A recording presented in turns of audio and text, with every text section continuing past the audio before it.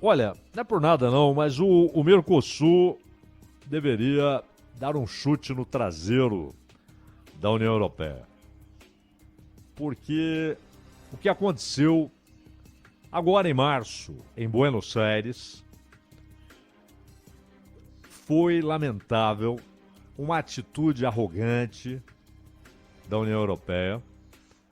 Marcaram para Buenos Aires uma reunião para discussão a respeito do acordo que é ensaiado, para se ter uma ideia, desde 1999. E parecia, agora no governo Bolsonaro, que havia avanços, chegaram a anunciar, né? Houve um acordo entre a União Europeia e Mercosul. Mas, na verdade, a União Europeia está dividida porque há um grupo de políticos, líderes regionais, líderes dentro do Parlamento Europeu. Há um grupo que acredita que se a União Europeia não fizer esse acordo, assistirá ao crescimento da influência, eles dizem, asiática na América do Sul. Eles querem dizer chinesa. Esse é um grupo que tenta navegar nesses mares aí com a ideia de ter a geopolítica como principal referência na tomada de decisões. Há um outro grupo que não quer esse acordo porque entende que ele pode ser ruim para produtores europeus. Mas antes de alguém afirmar que o acordo é ruim ou é bom para os produtores europeus, basta ler o que tem sido tratado e rapidamente esse alguém vai concluir que não há nenhuma ameaça aos produtores europeus. O mercado europeu continuaria protecionista em relação aos produtos da América do Sul. Continuaria protecionista e, ao mesmo tempo, poderia inundar a América do Sul com produtos industrializados. Mas já há grande parte do mercado que trabalha com produtos chineses. A China ganhou esses mercados há muito tempo, todos os mercados, para produtos industrializados. O que a Europa quer é ficar com o restante. E, portanto, se há algum perigo no esboço desse acordo, que você enxerga no esboço desse acordo, é que só há perigo para a indústria sul-americana, principalmente a brasileira, mas também a argentina. E não haveria ganho substancial de mercado para os produtos agrícolas brasileiros, argentinos, uruguaios e paraguaios. Então, do ponto de vista comercial, o que está no esboço é muito melhor para a União Europeia. Só que isso não leva a União Europeia a ter pressa. Opa, vamos assinar logo porque o acordo é bom. Porque há muitas pressões de quem é contra o acordo, mas há muito mais pressão de gente que tem uma outra ideia, um outro parâmetro, uma outra finalidade, que é o controle da Amazônia, e é por isso que o caldo entornou em Buenos Aires, e a imposição de regras que não existem em qualquer outro acordo da União Europeia. Não vamos nem pegar os Estados Unidos como exemplo. O acordo entre União Europeia e Estados Unidos. Porque a dependência militar, econômica, política é cada vez maior da Europa em relação aos Estados Unidos. Principalmente com gente que não é talhada para liderar países como França, Alemanha, Espanha, e que se dobra vergonhosamente às ordens de Washington. Ficamos imaginando como um De Gaulle reagiria a certas tentativas de imposição feitas pelos Estados Unidos. E como, ao contrário do que faria De Gaulle, e fez na década de 60, ao contrário do que fez e faria hoje De Gaulle, Macron alegremente ajoelha-se diante das ordens emanadas de Washington, não só da Casa Branca, Departamento de Defesa, Departamento de Estado, indústria bélica.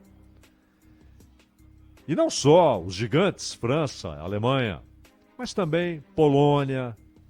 E a Polônia está gostando da história, porque pararam de dizer que é uma autocracia, que é um governo que subjugou o judiciário,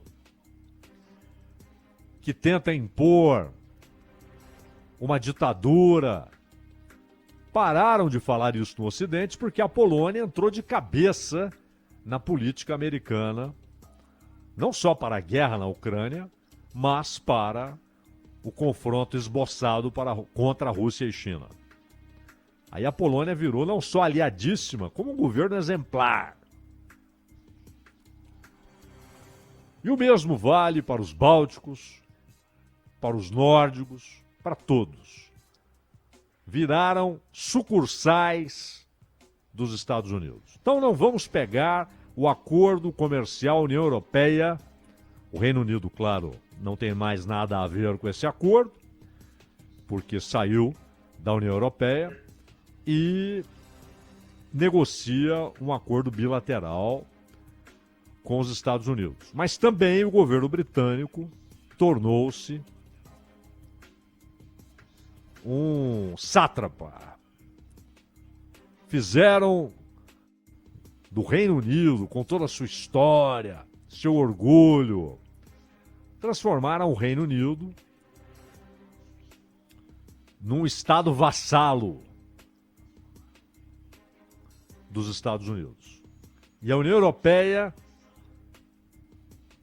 num conjunto de estados vassalos dos Estados Unidos. Mas observemos o acordo União Europeia e Canadá. Não tem nada disso. Nada, nenhuma linha parecida com as muitas linhas que a União Europeia tentou impor lá em Buenos Aires, no encontro de Buenos Aires. Olha, só tem acordo se vocês fizerem isso aqui. E em assuntos ambientais, claro, a discussão é com o Brasil. Não só pelo tamanho, pela importância, mas porque desses 4 países, só o Brasil é um país amazônico. Parte do seu território é amazônico. Os 9 países que têm parte da Amazônia estão todos em cima no mapa, né? Colômbia, Equador, Venezuela, Bolívia, Peru, Guiana, Suriname, Brasil e Guiana Francesa, que ainda é da França. Tanto que discussões a respeito da Amazônia, que foram feitas décadas atrás, a França quis participar, se autoconvidou. Porém, sua participação foi rejeitada, porque seria um país da União Europeia representando interesses europeus numa discussão restrita aos países amazônicos. Mas são 9, considerando a Guiana Francesa. Agora, Argentina, Paraguai e Uruguai não. Então o assunto era com o Brasil. Claro, há referências a outras florestas, a outras matas, como as que existem na Argentina, no Uruguai, no Paraguai, a fronteira entre Argentina e Chile, com muitos recursos naturais, com uma natureza exuberante, a Patagônia, que é formidável, mas necessita de uma série de condições para que seu equilíbrio seja mantido. A discussão acabou terminando em caldo entornado, porque os países sul-americanos corretamente disseram: opa, decisões que podemos até concordar a respeito desses temas cabem a nós. Elas não podem ser impostas pela Europa. Até porque o Mauro Vieira, chanceler brasileiro, ele ficou irritado, visivelmente irritado, com a posição dos europeus. Percebeu que não era uma negociação entre iguais. Do ponto de vista europeu, não é. É basicamente o seguinte: olha, nós queremos fazer a vocês o favor de termos um acordo. Queremos estabelecer um acordo. Olha que maravilha. Vocês, sul-americanos, estabeleceram um tratado comercial preferencial com a União Europeia. Então é o seguinte, aqui estão as exigências. Aqui estão as exigências e não as propostas a serem discutidas. Isso aqui é inegociável. Aí a América do Sul, em conjunto, respondeu não. As coisas não são assim. A posição do governo brasileiro é basicamente o seguinte: vocês estão preocupados com isso? Colaborem com o Fundo Amazônia. Coloquem dinheiro para questões específicas, para o combate a problemas específicos, não para uma política para o futuro, um rol de conceitos e leis que serão legisladas na União Europeia, trabalhistas e ambientais, e também artigos referentes aos direitos humanos. Não se trata de uma discussão a respeito do mérito, mas do princípio de que não cabe à União Europeia legislar em questões trabalhistas, ambientais e sociais na Argentina, no Uruguai, no Paraguai, no Brasil.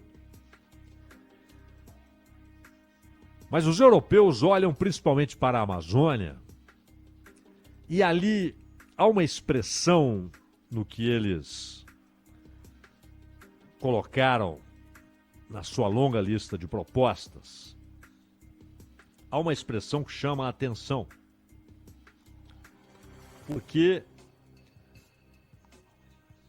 eles falam basicamente em controle de ambos os blocos, ou seja, do Mercosul e da União Europeia.